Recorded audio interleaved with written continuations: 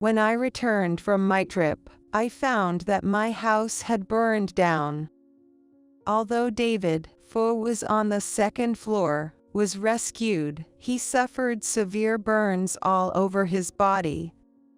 At the hospital that rushed to help, David was wrapped in bandages from head to toe, lying in bed.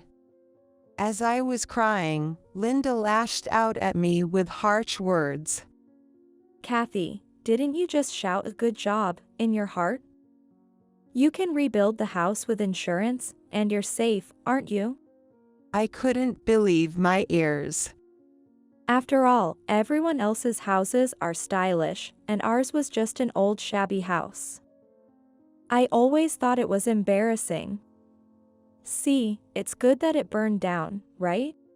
Linda's laughter echoed through the hospital room, filled with the smell of disinfectant. I glared at Linda's smug profile with anger. I knew you set the fire. I'll never forgive you. Just watch, I'll make you regret this. I'm Kathy, a 63-year-old housewife. While managing the accounting for the small-town factory left by my husband, I'm keeping busy and fulfilled. My son, David, lives in a rental apartment in the same city with his wife Linda and their daughter Sophie, and they visit me during the holidays and vacations. My daughter-in-law Linda is kind and often looks out for me, especially since I lost my husband last year. David, who defied his father's wishes to take over the factory and left home after graduating high school, seemed to have been hopping from one part-time job to another even after turning 20. Linda, who met David while working at a restaurant, did not blame him for being a temp worker and kept a warm eye on him.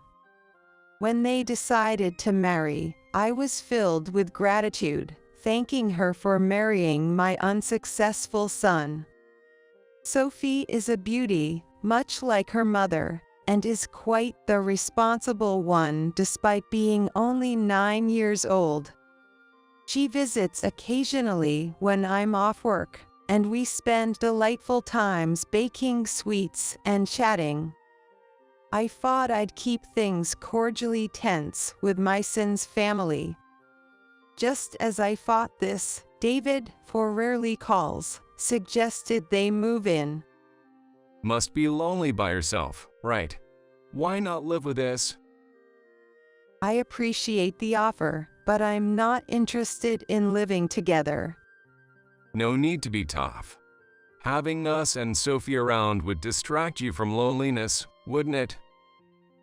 I'm not lonely at all. So, we're moving next month. I said I'm not interested in living together.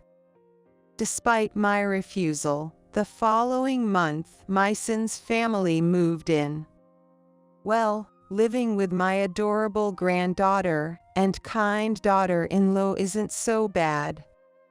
That was how I felt until I was shocked by Linda's true nature. I'm home. As I opened the front door, there stood Linda, commanding the entranceway again today. She thrust a speck of dust she picked up with her fingertips at me and scolded me in a shrill voice. There was dust in the corner of the stairs. I rushed cleaning before going to work, so I must have left some dirt. Then you should wake up earlier. I can't invite mom friends over to such a shabby, dirty house. That ticked me off. If she's a stay-at-home mom, she should clean it herself.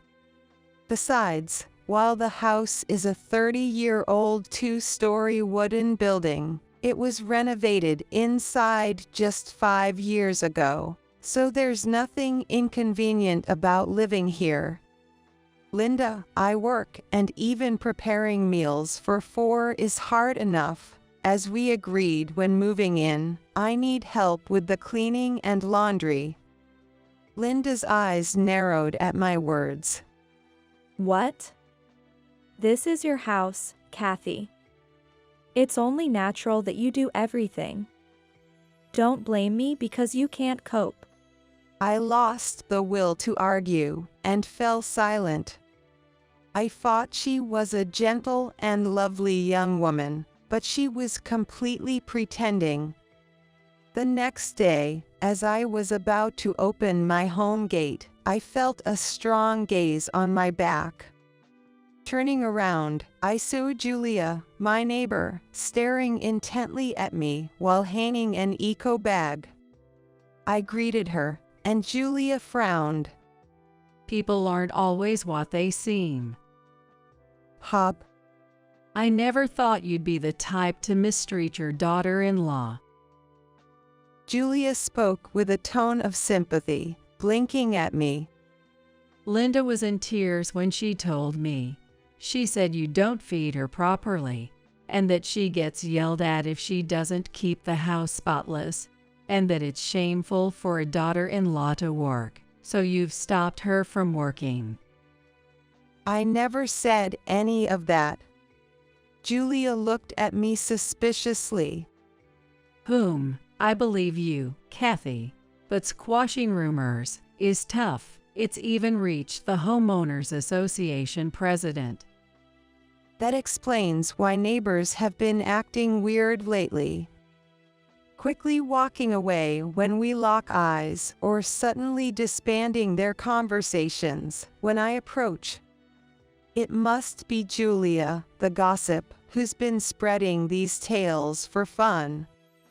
As I watched her leave, I entered my house feeling down. We had agreed to split the utility bills and groceries equally between our households. Despite agreeing on this before moving in together, 6 months into cohabitation, my son and his wife still refused to contribute to the living expenses.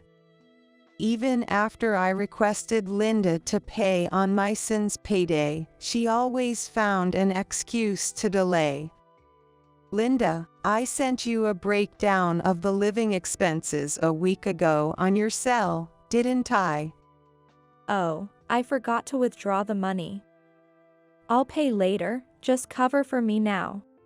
She replied nonchalantly, but the next month arrived without any payment from her. After 6 months of this, I finally confronted my son. I've been covering for you guys for half a year now. David, are you even giving Linda the money? Quit nagging. I said I'd pay, so I'll pay. We're rich, so stop being petty, he snapped back. In a rare moment of boldness, I retorted. Sure, we have your dad's inheritance, and I'm still working, so I could manage without your contributions, but we agreed on this, David. If you can't pay, Linda should at least explain why. What an egg you are. What did you say? I'm home. Sophie's voice interrupted us as she returned from tutoring. David greeted her with welcome back and went off to shower, temporarily halting our argument. But the problems didn't end there. Soon after moving in, Linda began dressing up extravagantly on weekend nights and going out, telling Sophie and me to keep it a secret from David. David would go out drinking with colleagues until late. It seems she thought she wouldn't get caught if she returned home before her husband did. Honestly, if they have money for that, they should just pay their living expenses. One evening after Linda had left, I was peeling potatoes in a gloomy mood when Sophie, washing potatoes beside me, muttered, Mom doesn't plan to pay for the utilities or groceries. I stopped peeling and looked at her. You heard your dad and me talking the other day. Yeah, I could hear it all the way to the parking lot. Sophie spoke calmly. Before we moved, Mom and Dad talked about it. Now that their annoying grandpa is gone, they plan to push into Grandma's house.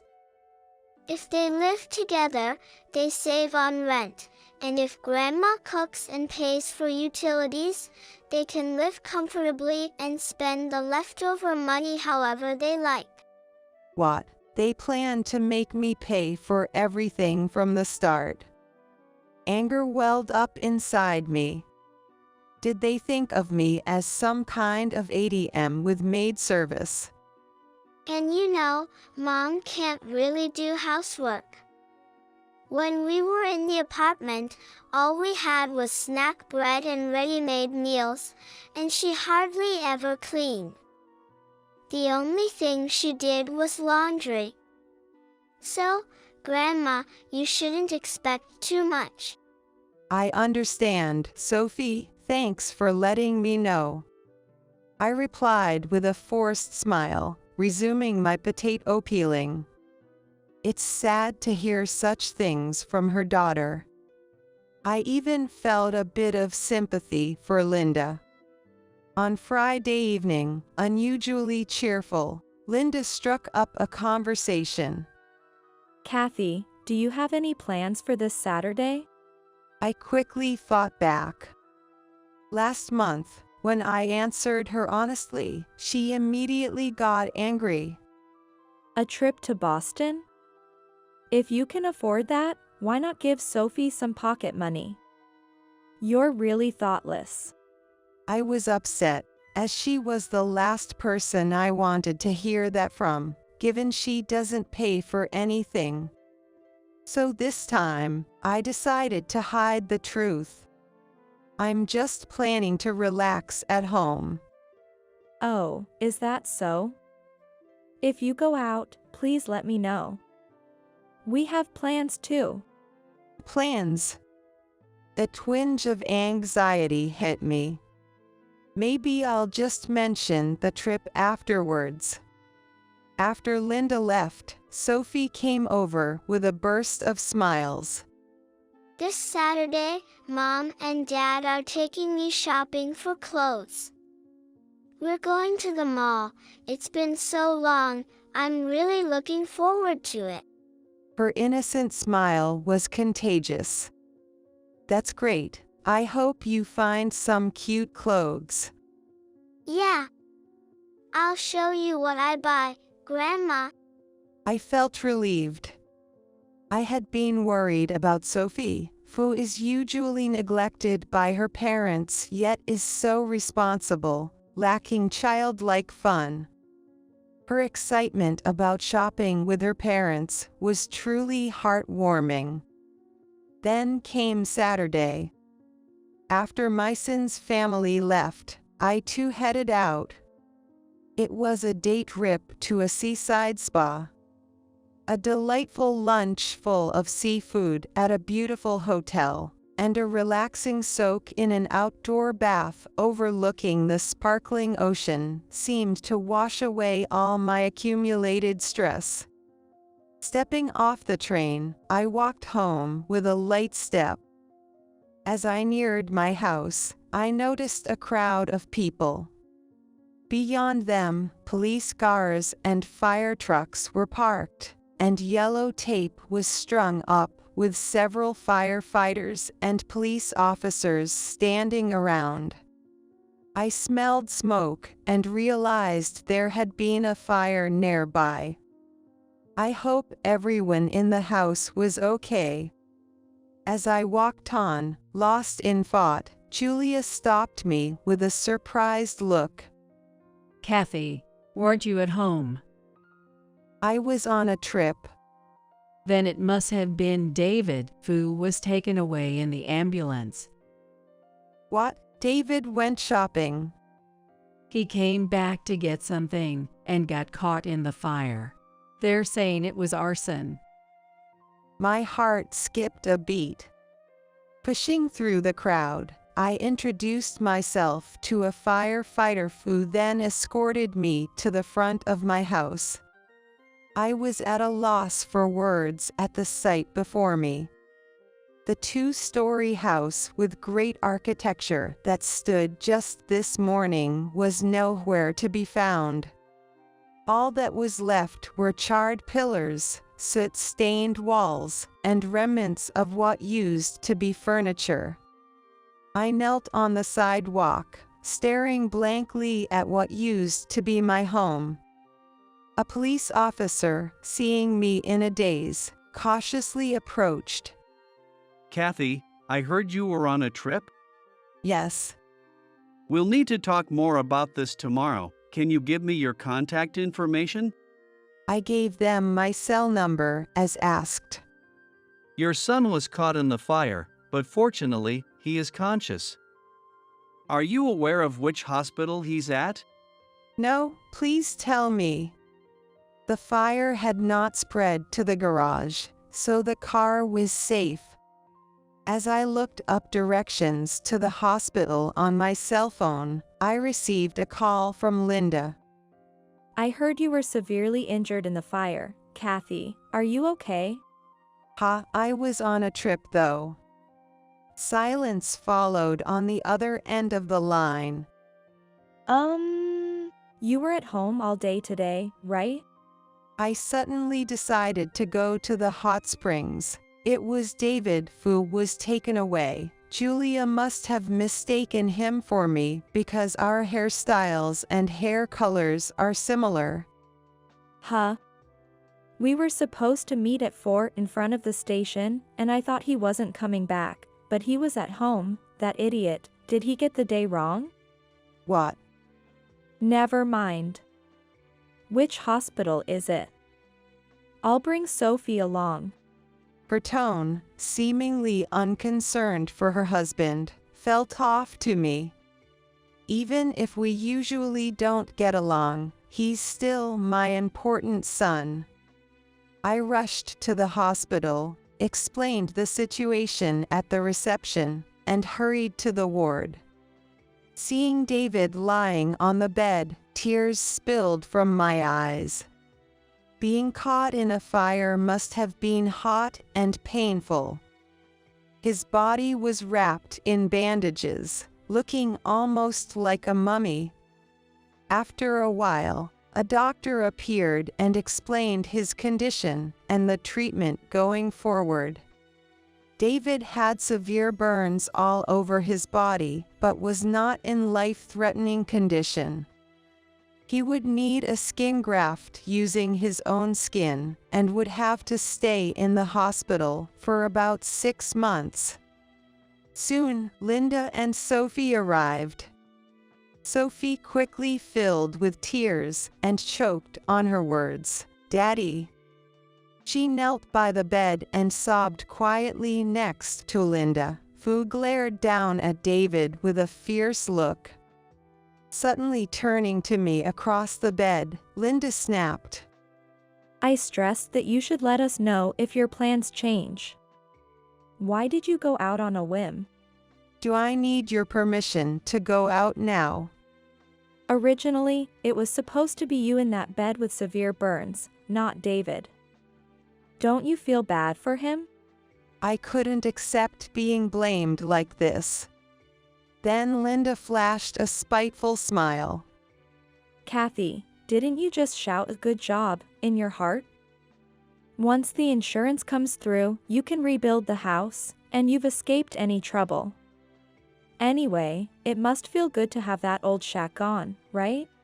I couldn't believe my ears. The house, filled with memories of my late husband, had been left to just pillars and walls after burning down when I returned. Could she not imagine how shocking this was for me? Taken aback, Linda continued to blabber. Everyone else's houses are stylish, and ours was just an old rundown house. I always thought it looked disgraceful. See, it really was better that it burned down, right? Mom, why would you say something so awful? Oh, it's just the truth. Sophie, it was smart to move our things to the hotel. We're really lucky. Linda's loud laughter echoed through the hospital room, filled with the smell of disinfectant. Unable to argue in the hospital, I clenched my fists and gritted my teeth to hold back my anger. Then David, who appeared to be sleeping, groaned. Yes, even though he was wrapped in bandages all over, David was conscious. He slightly moved his mouth and said in a low voice, Linda. What? Linda bent down to hear David's whisper. His whisper changed her expression. Okay, I understand. Leave it to me. Linda then turned to Sophie and me, suggesting it was time to leave. As I walked out of the hospital room and down the hallway, I pondered what might have been discussed between David and Linda.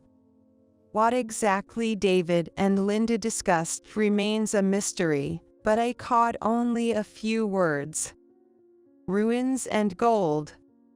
In truth, I inherited gold bars as part of my husband's estate. They are stored in a bank safe deposit box, but I have not disclosed their exact location to David. Believing the gold was in our home safe, David must have slipped away during shopping to break into our house while I was gone. Being unaware to that, could it be Linda, who took a different course of action from Sophie after all, who started the fire? From the shopping mall to our house is a 15-minute drive. If Linda had set a time to meet with Sophie and taken separate actions, it would have been possible for her to start the fire.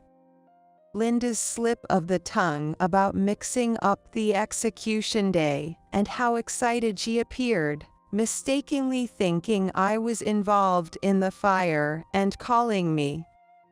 Judging by her further outburst of anger towards me at the hospital, there's no doubt to assume I was the intended target.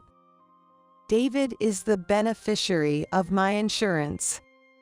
Even if I had only suffered severe burns, a substantial sum in disability benefits would be deposited into David's account. As I felt dizzy from the shock and my body burned with anger, it became clear.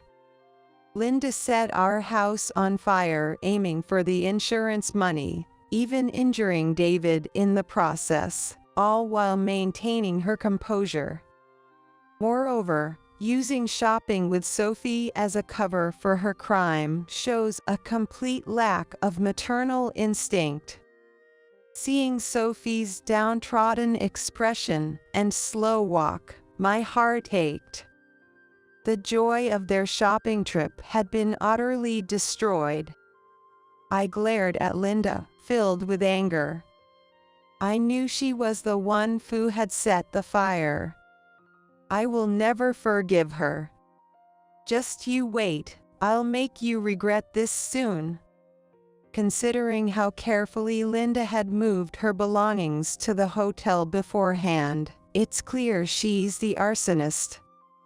The situation makes my blood boil, but I'll leave the evidence gathering to the police. First, I need to find temporary housing.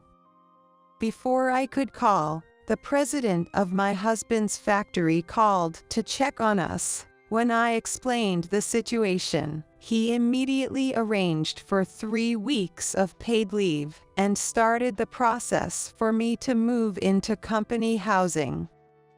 I reached out to Linda, but she said she'd stay at the hotel with Sophie, so I ended up moving into the company housing alone, pulling my suitcase behind me. After contacting the insurance company, I stopped at a big supermarket on the way back from the hospital to buy ready meals, underwear, and bedding. When I got home, I postponed unpacking, heated up the meal in the microwave, and ate. As soon as I felt full, the tension broke, and exhaustion overwhelmed me.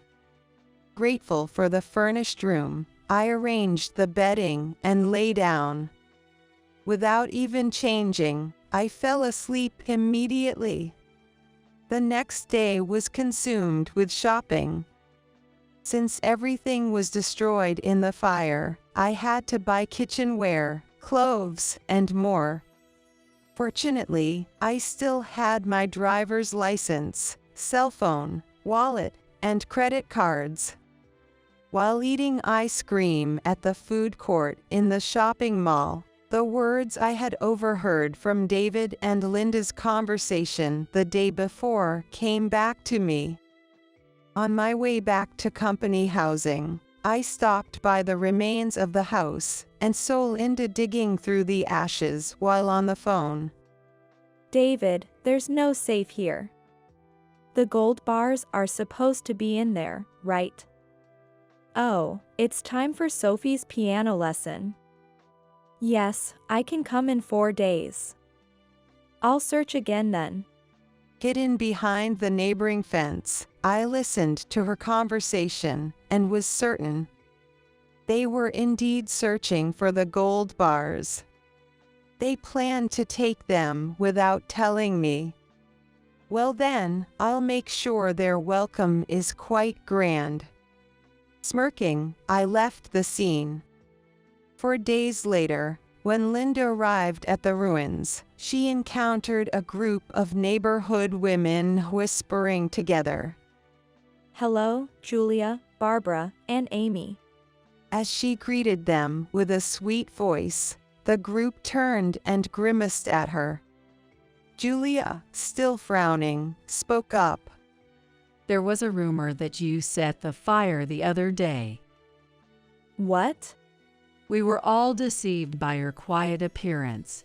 It seems you're not who you appear to be, planning to burn down the house and collect the insurance money on your husband, weren't you? How scary. You knew David was there, and still you set the fire. What are the police doing? They shouldn't let criminals roam free. They should lock you up quickly. Surrounded by glaring faces, Linda was flustered. Thanks to her usual charm and playing the poor daughter-in-law tormented by her Kathy, she had won over the residents, but now they had turned against her. I wasn't trying to kill David. Her voice faded away, and from my hiding spot, I added, "Oh yeah, absolutely not. Kathy. Your real target was me, wasn't it? You set the fire thinking I was home." Linda froze. But soon, she forced a stiff smile. I don't understand what you mean. The safe, I moved it to the company housing on the day of the fire. I revealed, and Linda's face lit up. Are you coming now? Sure, I will. She replied, her voice filled with excitement, while I just gave a thin smile.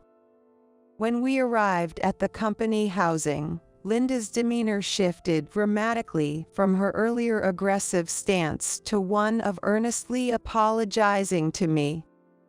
Kathy, I'm sorry.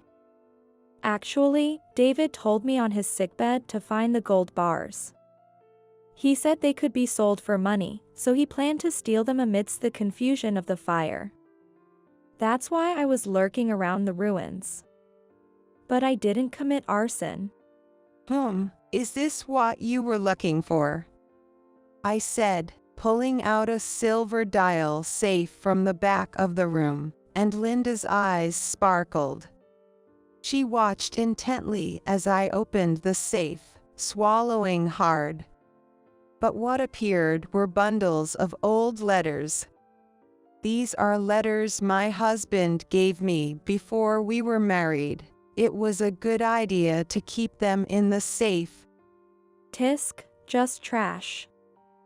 So where are the gold bars? They're in a bank safe deposit box. Guess you'll need to hire a thief. What a waste of time. I'm leaving. She said, starting to stand up. So I told her gently, "Don't be in such a hurry. Stay a little longer. The main event is about to start." What do you mean by main event? In front of a visibly annoyed Linda, I flipped a large brown envelope upside down. Countless photos spilled onto the living room table. Linda let out a small scream and covered her mouth. Understandably, since the photos showed her enjoying the nightlife. There she was, arm in arm with a host, happily walking through the night district and entering a host club with several high-end shopping bags. Speaking of which, Linda, I heard you were quite the troublemaker back home. Did you have all that investigated? Our company's second factory is in your hometown. You used to get into all sorts of trouble, breaking signs in the shopping district, smashing windows of stores and factories. That's ancient history. I've forgotten all about it. Linda retorted, defiantly lifting her chin. Oh, really? But these are recent, aren't they? I pointed out, lining up a few photos and tilting my head. Strange, isn't it? You're a stay-at-home mom. Where do you get the money for these night outs? Could it be from David's card? Linda then looked desperate and pleaded with me. Please, don't tell David. If he finds out I've been using his card and even getting into debt, he'll definitely divorce me. Oh, so that's why you set the fire, trying to burn me along with the house. How terrible. I said mockingly, and Linda's face twisted into a furious expression. Burning you was the quickest solution. Either I get the insurance money, or, even if it fails, there's still the disability benefits. Seriously, that old house is so ugly, it makes me sick to live in it. Rebuilding it would probably make your deceased husband happy, right? At her mocking laughter, I lost my patience. I stared directly into Linda's eyes and stated firmly, "That house was rebuilt when David was born. My husband and I decided to redesign it with a spacious balcony and classic American-style rooms that suited us. A freeloader like you has no say in it." A vein popped on Linda's forehead. "I'm going to the bathroom. Don't leave yet," I insisted, heading toward the bathroom. As soon as I closed the bathroom door, I heard a sharp male voice. "Hey, what are you doing?" Rushing back to the living room, I found Linda being restrained by two men in suits. A bottle of pills rolled out of Linda's hand onto the floor. "Haffy's coffee was spiked with a sleep inducer. We are arresting Linda Morgan for assault with intent to harm." Wait. Why are there detectives in the next room? Of course, there are. I couldn't risk being alone with an arsonist, I said, shrugging. Linda glared at me with piercing eyes. "Should I take your earlier statement as a confession?" I didn't say I set the fire. Then, let's discuss any additional crimes at the police station. Additional crimes? Linda looked confused. I smiled at her. "Remember the mischief from your youth. At 18, you broke the window of a factory, remember?" Oh, that shabby factory? "It's our second plant. The window you broke damaged vital equipment, causing the factory to shut down for a week and incurred significant losses," I explained in detail. At the time, We couldn't pinpoint a suspect, but thanks to the detectives doing some digging in your hometown this time, we identified you as the perpetrator." Linda's expression stiffened. That was over 10 years ago. The statute of limitations for claiming damages is 10 years, and it's still valid until the end of this year. I informed her with a broad smile. "How much do you suppose the damages and compensation will amount to?" "Maybe around $100,000. $100,000. I can't pay that much." Linda's face turned pale, and she began to tremble. The detective handcuffed her. Linda Morgan, you are under arrest for assault. As Linda was led away, I breathed a sigh of relief. The plan of the couple, David and Linda, unfolded just as I had imagined. They went out to the shopping mall as a family, setting separate times to meet up with Sophie, acting independently. It was unexpected for David, who first left under the pretense of going for a smoke, to go home for the gold bars. According to the plan, Linda spread kerosene on a stack of newspapers in the parking lot and set it on fire. David, who had mistakenly believed the execution date was a week later, found himself inadvertently involved. Linda, the actual arsonist, faced charges for attempted murder by arson, assault for putting a sleep inducer in my coffee, and for vandalism from 10 years ago. I wanted the money back quickly, so I settled for $50,000 in compensation and allowed Linda to reintegrate into society. Linda, burdened with a massive debt of $160,000, $10,000 for misusing David's credit card, $50,000 borrowed from the credit card company for the settlement, and $100,000 for the old vandalism, works from morning till night at our factory to pay it off monthly. She says she'll never be able to pay it off in her lifetime, apparently crying during work. David, who conspired with Linda and planned to split my insurance money, was arrested after his discharge from the hospital. I withdrew the complaint for a settlement of $50,000 and had him work at our factory. The factory environment, harsh in summer and freezing in winter, must be tough for David, who used to switch jobs whenever he felt uncomfortable. However, when I threatened him with the possibility of prison, saying, "Do you want to go to jail? I can file the charges again," he calmed down. David, furious about Linda's misuse of his credit card, but aware that divorce would incur additional living costs, continues to live with her in the factory's company housing, despite their frequent arguments.